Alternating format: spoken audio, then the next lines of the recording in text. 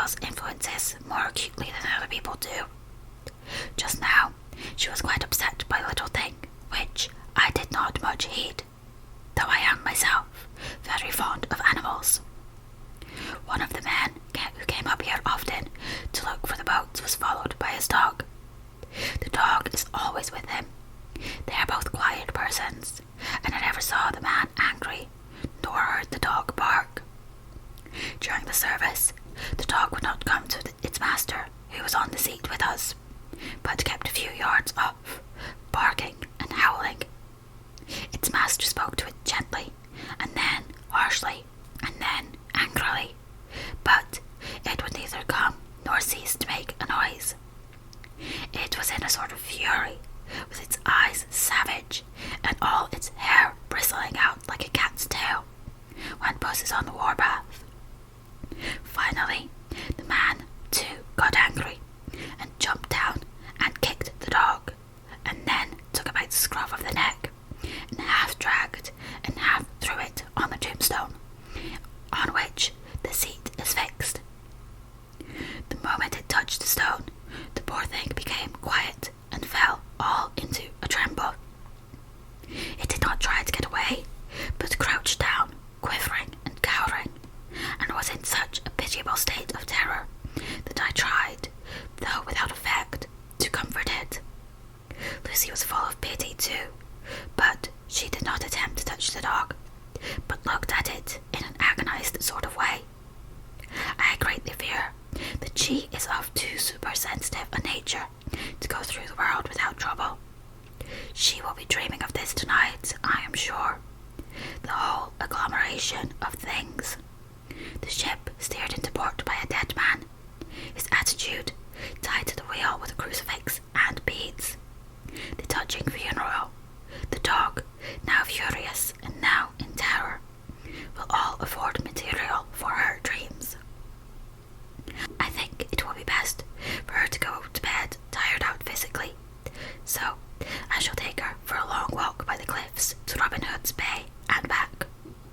She ought not to have much inclination for sleepwalking then. Same day, 11 p.m. Oh, but I am tired. If it not were that I made my diary a duty, I should not open it tonight. We had a lovely walk. Lucy, after a while, was in gay spirits, owing, I think, to some dear cows who came nosing towards us in a field close to the lighthouse, and frightened the wits out of us. I believe we forgot everything except, of course, personal fear, and it seemed to wipe the slate clean and give us a fresh start. We had a capital severe tea at Robin Hood's Bay, in a sweet little old-fashioned inn, with a bow window right over the seaweed-covered rocks of the Strand. I believe we should have shocked the new women with our appetites. Men are more tolerant, bless them. Then we walked home with some, or rather many, stoppages to rest, and with our hearts full of constant dread of wild bulls. Lucy was really tired, and we intended to creep off to bed as soon as we could.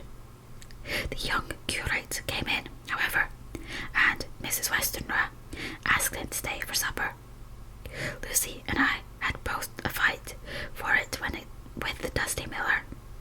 I knew it was a hard fight on my part, and I am quite heroic.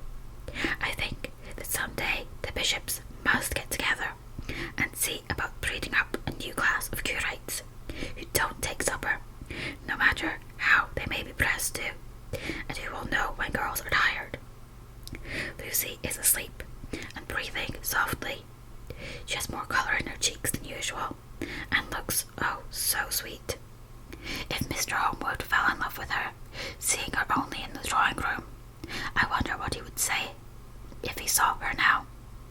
Some of the new women writers will someday start an idea that men and women should be allowed to see each other asleep before proposing or accepting.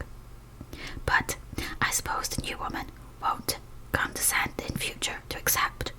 She will do the proposing herself, and a nice job she will make of it too. There's some consolation in that. I am so happy tonight, because dear Lucy seems better. I would really believe she has turned the corner, and that we are over her troubles with dreaming. I should be quite happy if I only knew if Jonathan. God bless and keep